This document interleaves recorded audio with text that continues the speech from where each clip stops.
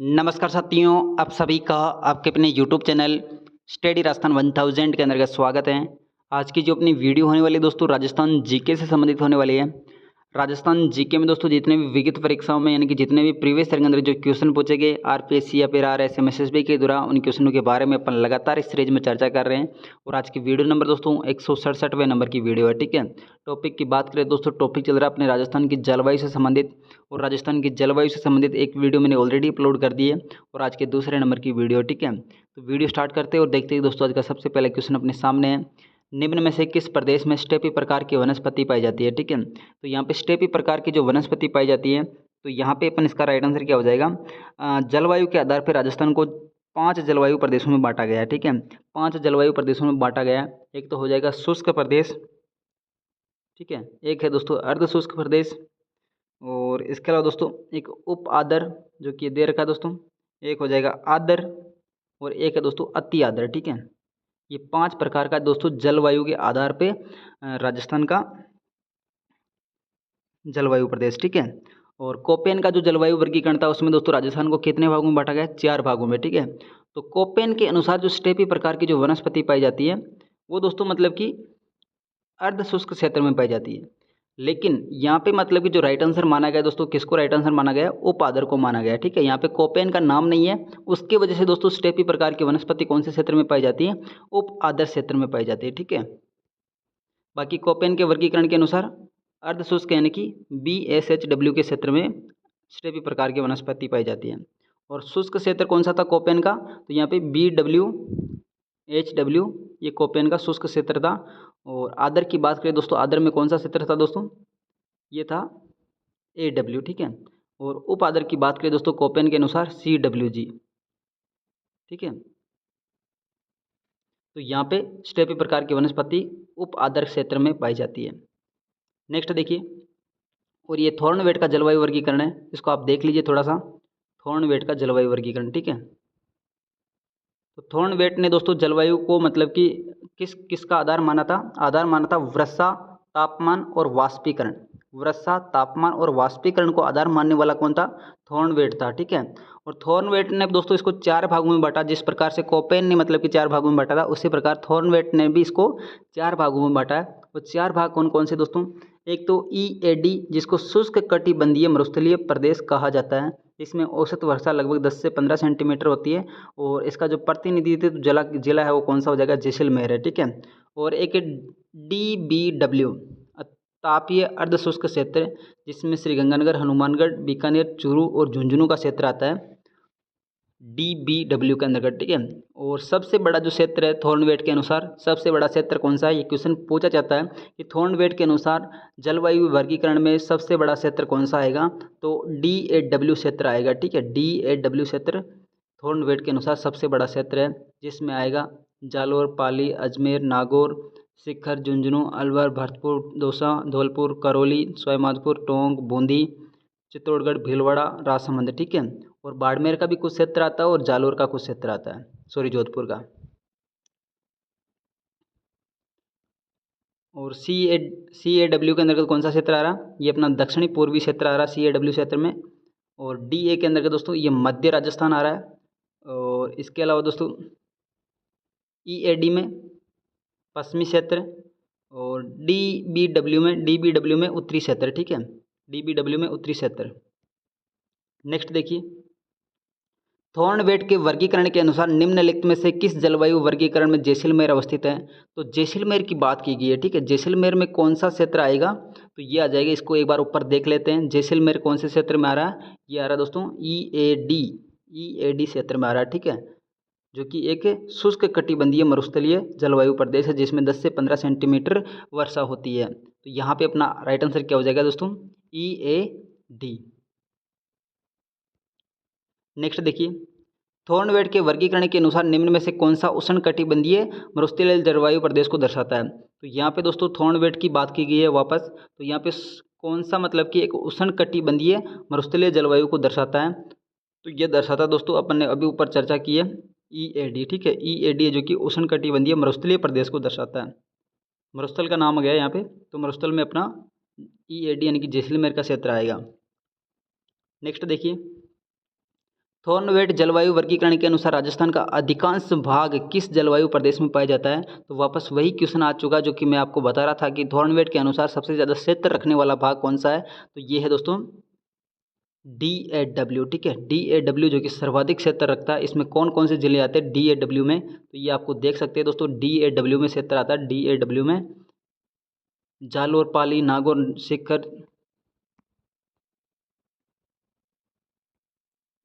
शिखर, जयपुर, दौसा, अलवर, भरतपुर, करौली, धौलपुर, सवाई माधोपुर, टोंक, अजमेर, भीलवाड़ा, बूंदी, चित्तौड़गढ़, राजसमंद, पाली, ये सभी के सभी क्षेत्र दोस्तों किस में आता है? ये DAW में। और थॉर्नवेट के अनुसार सबसे बड़ा क्षेत्र DAW है। ठीक है, नेक्स्ट देखिए,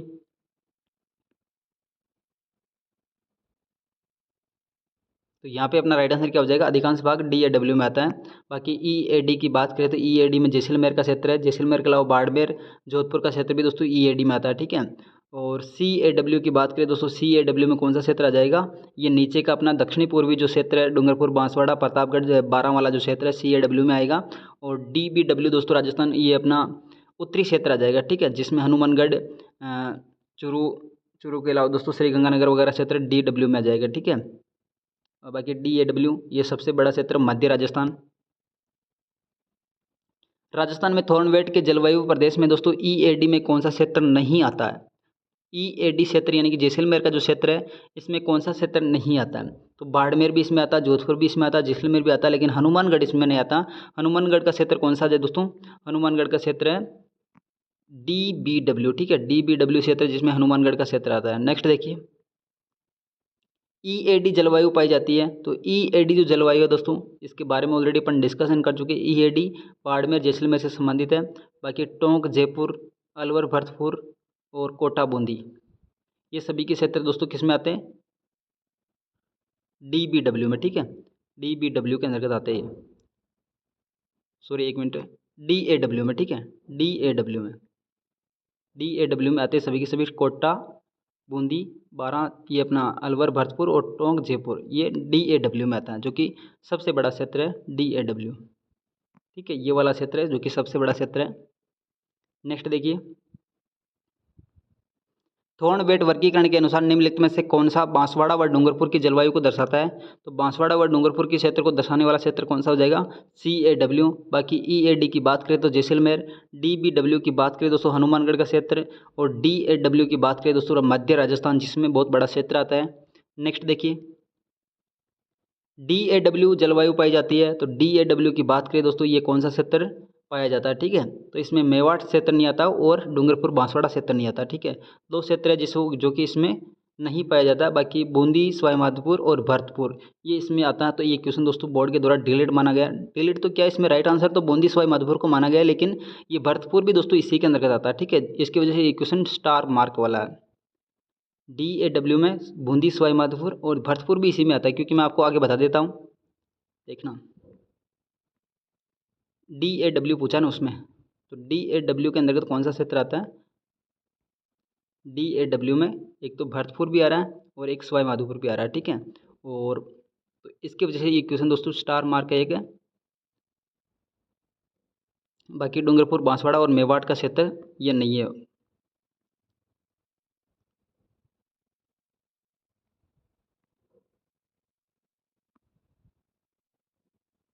नेक्स्ट देखिए, कौन सा युग्म सही सुमेलित नहीं है?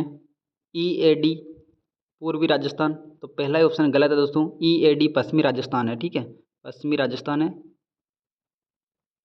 और DBW उत्तरी राजस्थान, जिसमें हनुमानगढ़ वगैरह आता है, तो ये ऑप्शन सही है। DAW दोस्तों ये मध्य राजस्थान जो कि सबसे बड़ा क्षेत्र है। और CAW जो कि अपना दक्षिणी पूर्वी राजस्थान है, जिसमें डूंगरपुर, बांसवाड़ा और प्रतापगढ़, झालावाड़ और बाराबंकी में आता है। ठीक है, नेक्स्ट देखिए, वर्षा को जलवायु प्रदेशों के वर्गीकरण का आधार किसने माना था? तो वर्षा को मतलब कि जलवायु प्रदेश में वर्गीकरण का आधार किसने माना था? तो इसका अपना राइट आंसर क्या हो जाएगा? ट्रीवार था। केवल वर्षा को जो आधार मानने वाला था वो कौन था? ट्रीवार्ता था। और कोपेन ने किसको आधार माना था दोस्तों?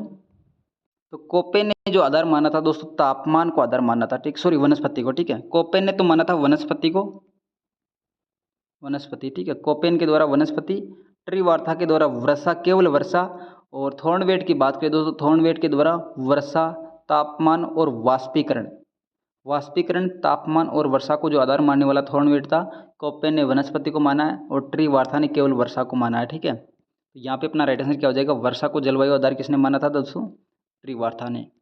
नेक्स्ट देखिए, तो यहाँ पे दोस्तों ट्री वार्था का जो जलवायु वर्गीकरण है, ये भी 1 2 3 4, ये 4 प्रकार का दोस्तों ट्री वार्था का जलवायु वर्गीकरण।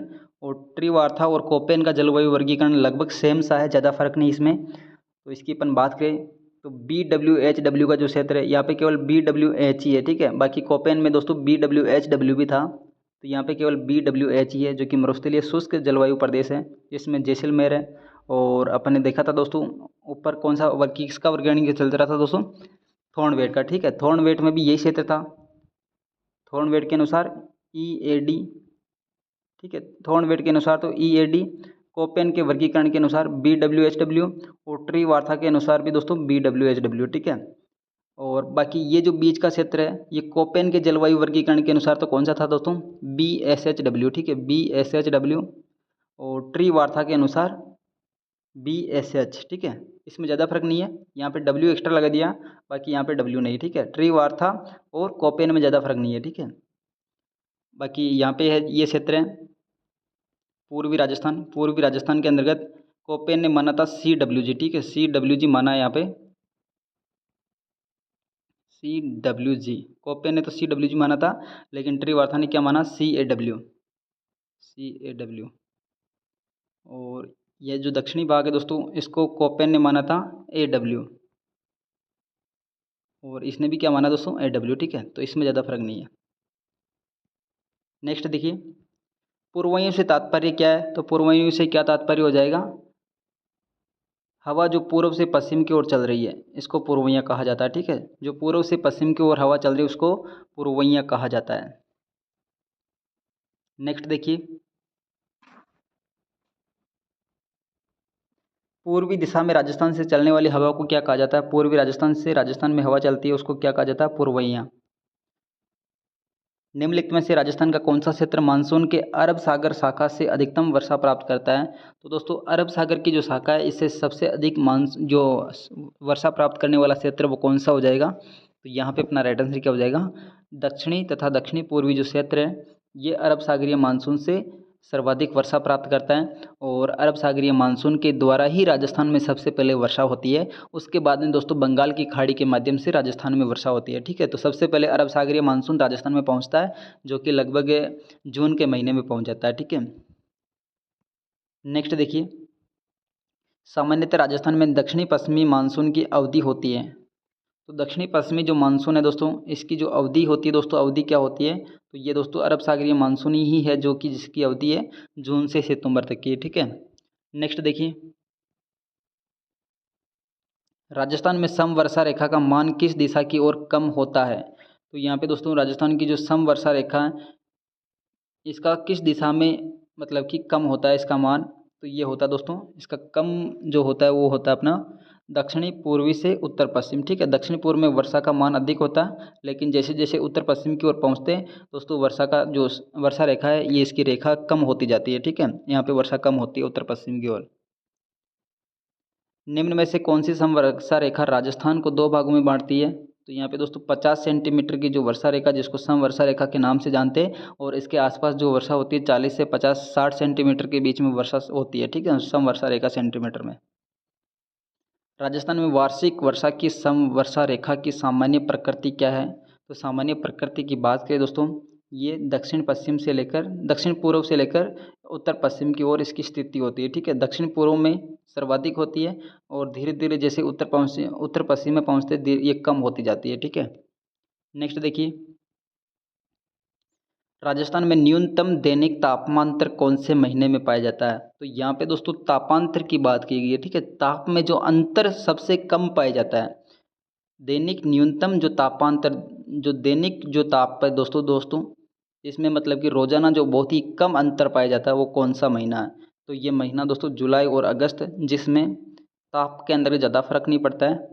बाकी सर्दी के अंतर्गत न्यूनतम ताप होता है, गर्मी के अंदर अधिकतम ताप होता है। लेकिन जुलाई और अगस्त का जो महीना है इसमें ताप में ज़्यादा फर्क नहीं पड़ता, रात के अंतर्गत भी लगभग वही होता है और दिन में भी वही होता है। ठीक है, सर्व न्यूनतम ताप में अंतर पाया जाता है जुलाई और अगस्त में। ठीक है, नेक्स्ट देखिए, राजस्थान में धूल भरी आंधियाँ डस्ट स्ट्रॉम चलने के लिए आवश्यक दशा होती है। तो राजस्थान में जो धूल भरी आंधियाँ चलती है कौन सी दिशा में चलती है, तो इसका अपना राइट आंसर क्या हो जाएगा, संवहनीय क्रियाएं। ठीक है, ये जो मतलब कि धूल भरी आंधियाँ चलती है ये किस क्रिया के माध्यम से चलती है, संवहनीय क्रियाओं के माध्यम से। ठीक है,